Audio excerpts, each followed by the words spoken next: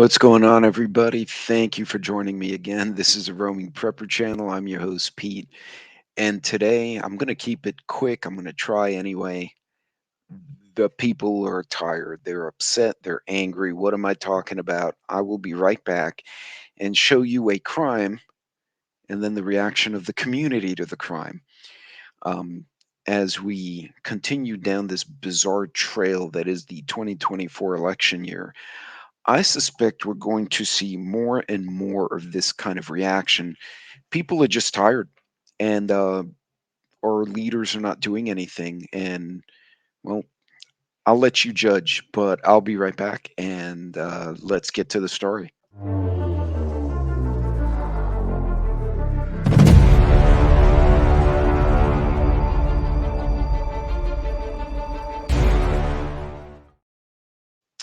Howdy, ladies and gentlemen, boys and girls. This is a roaming prepper channel. I'm your host, Pete, and thanks for joining me again. As you can see, I'm actually in my house for once, so I'm kind of excited about that. Uh, Taking a break from the travel. I have to because, well, until more people show up at work, I'm pretty much it. So, which is good. That's job security for you right there. In any case, ladies and gentlemen, what was I talking about? So many of you have seen, I'm going to play the video and a short clip from ABC7 here in a bit regarding the incident in the Bronx. There was a woman walking down the street, was assaulted by a guy right in front of a security camera. What's ironic, had he done it like a half block before, half block after, it would probably not have been so clear on a camera.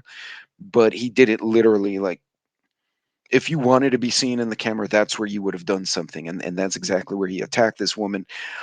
However, what wound up happening is he got caught and the community caught him. And then the reaction was kind of interesting. So let's go to that video real quick. I just want to share it with you.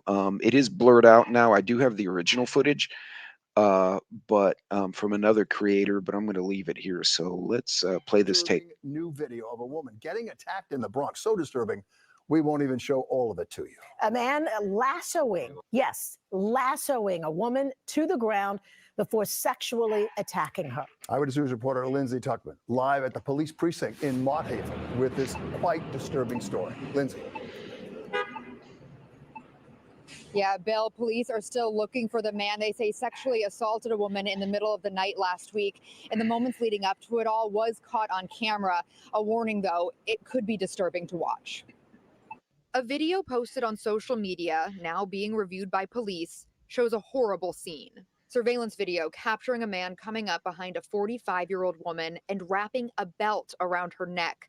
He proceeds to drag the now unconscious woman behind a car, and that's when police say he sexually assaulted her. He could have killed her that night, because if he would have asphyxiated her when she felt like back that she couldn't defend herself, it's messed up. NYPD says this happened around 3 a.m. on May 1st on East 152nd Street in the Melrose section of the Bronx.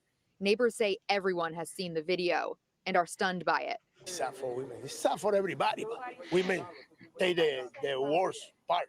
Residents also say it is a poignant reminder that more needs to be done about safety in the area. At any given moment, somebody could come and hurt you. And police, when they need to be here, they're not. And I feel that they should be a little bit more aggressive with things like that. They should make sure they catch this person. And indeed, though, no arrests have been made, and detectives say they didn't receive much information from the victim, but do say the NYPD's Special Victims Unit is still investigating. Live in the Bronx, Lindsay Tuckman, Channel 7 Eyewitness News. So, looking at that, folks, there are a few things that this poor lady did. And it looked like she had a grocery bag. If you see the original video, she had like, those cloth grocery bags. So it looked like she was going home from the grocery store, maybe late night, needed milk, whatever. Could have been coming from work, whoever. Um, One, her situational awareness was completely off. She didn't have a headset, but if I were to notice a guy, someone coming up behind me wearing a t-shirt over his face, you'd think I would turn around and look.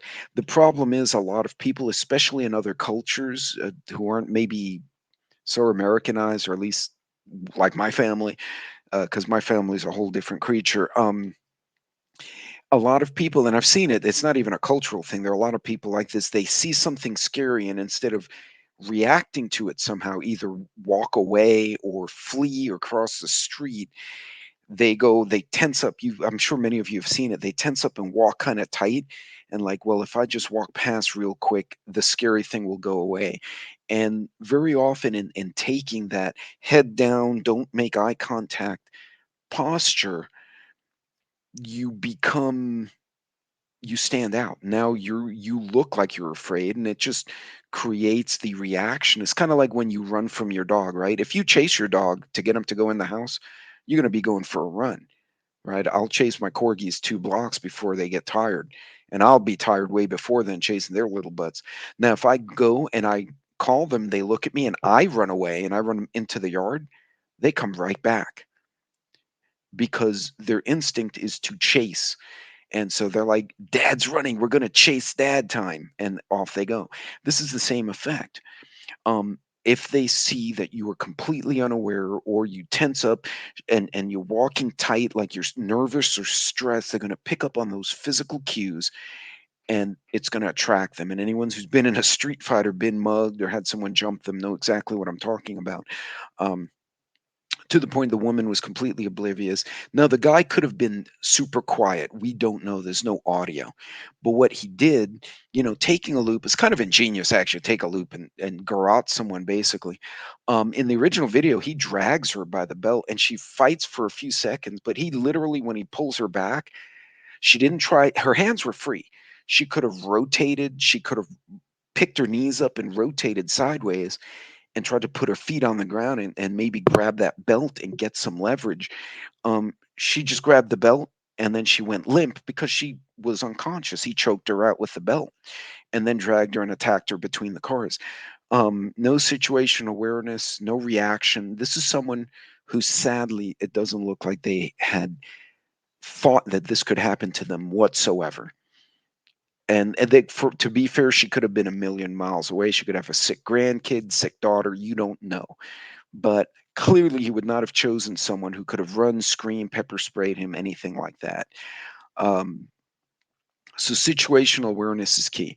Now you notice that that heavyset lady in the video says the police need to be more aggressive with this kind of stuff. Now, granted, um, you know, you don't want police being a dictatorship, but right now law enforcement is absolutely hands off almost across the country because every time a cop does get aggressive and it's not exactly as it should be, or a dialogue is created that is not accurate to make the police look bad, especially during an election year, cops don't want to get suspended, they don't want to get fired, they got to make a living too. So they're like, you don't want us to intervene, we'll just show up after the fact. um, so guys like him who apparently have been arrested before, he's been arrested multiple times if I read the article correctly, they just walk free. So now what? Right? We've had this fringe of society has been barking so much about how it's unfair, no cash bails, and granted, there's I get the theory behind it that it was unfairly affecting minorities and folks of different colors and whatnot. But you've gotten to a point now that all we have done is embolden criminals to create violent acts. They say, oh, well, $1,000 before you go to jail. If you run a boutique or a restaurant, a private business, and you lose $1,000 every week, you'll close the business. Walmart doesn't care. $1,000 is nothing to Walmart. So what we're doing, we're helping the corporations get a monopoly and we're destroying small business. But that's a whole nother video. Um, Point being, the cops are hands off. So what happens? Well, now the community is frustrated. They were upset. And apparently, the community found this guy. Now, the original video was listed by a poster called Kat. Um, she's on Instagram, and she does have a semi-private account. So if you try to find her, it may be private. She may not let you follow. She had actually, she and I had interacted on other posts and other collaborations. Is how I saw this. But I'm gonna play the video of and it's not her video, it's someone else sent it to her and she posted it, of what the neighborhood did when they found this guy. So Notice they say here they finally caught him.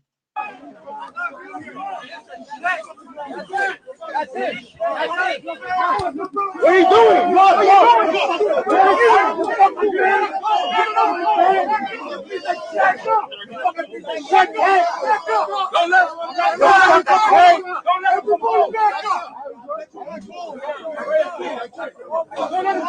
Don't let him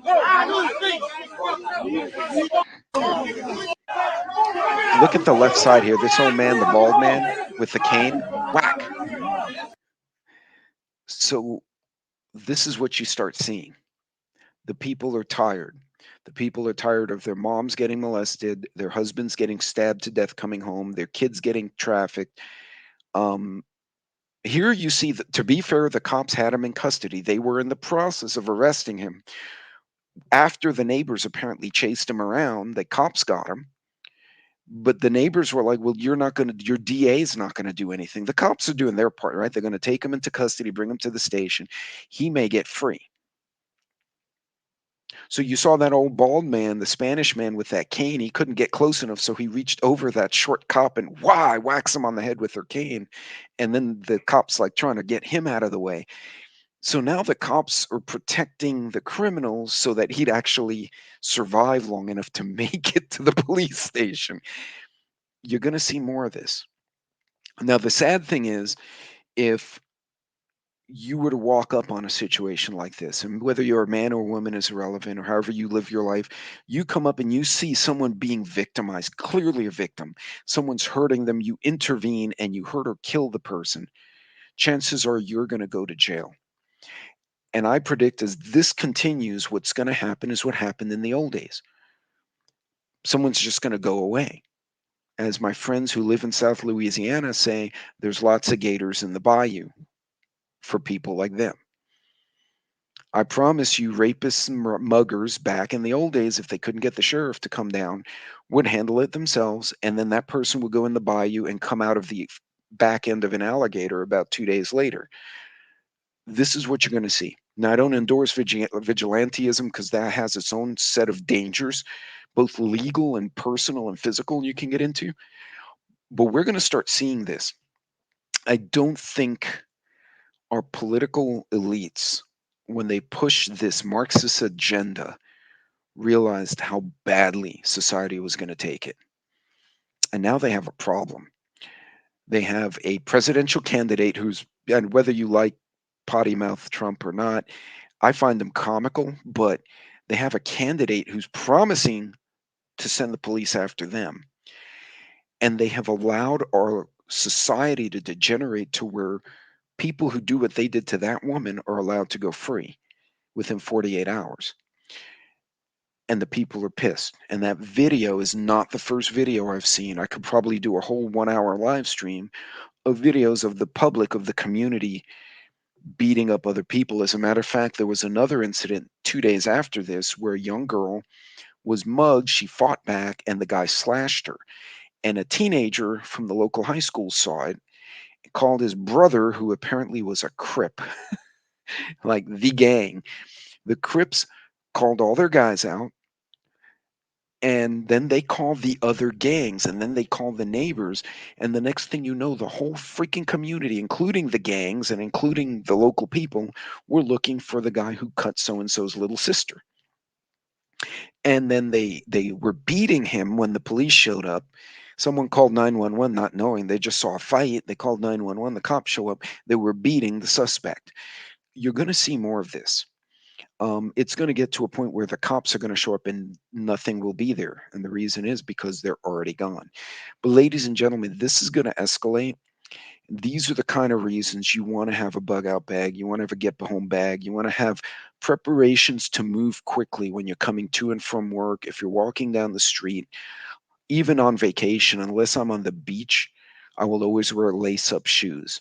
Even on the beach, I wear Keens that have a drawstring that I can make them tight, those waterproof hiking shoes, um, because I want to be able to move quickly if I have to.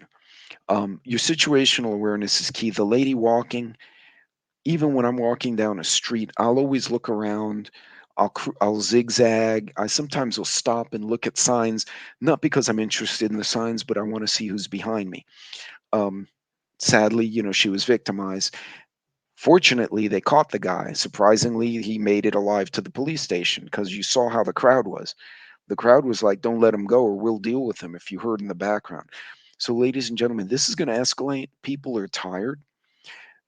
You need to be aware of your surroundings when you're out and about. Just because you live in the country, just because you live in the city, wherever you think you're safe, you may not be. Now, this isn't a reason to panic. This isn't a reason to freak out.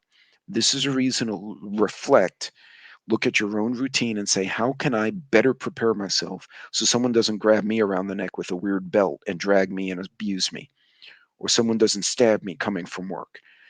Okay, think of these things because this kind of stuff, the street crime and then the responding vigilantism is going to continue. And I fear it's going to start happening again more dramatically in these college protests, the pro and anti Hamas, Israel, Palestine. Um, People are angry about that too. And when it comes to religion, that really riles people up. So be ready to react. And if need be ready to hunker down at the house or maybe even in the office. Do you have enough food in the office to spend the night in the office if there's a riot outside until the daylight comes up and then you can kind of sneak home? Just something to think about, folks. In any case, I'm going to leave you with those thoughts today. All of you, be safe out there. God bless, Godspeed. I will see you guys on the next video.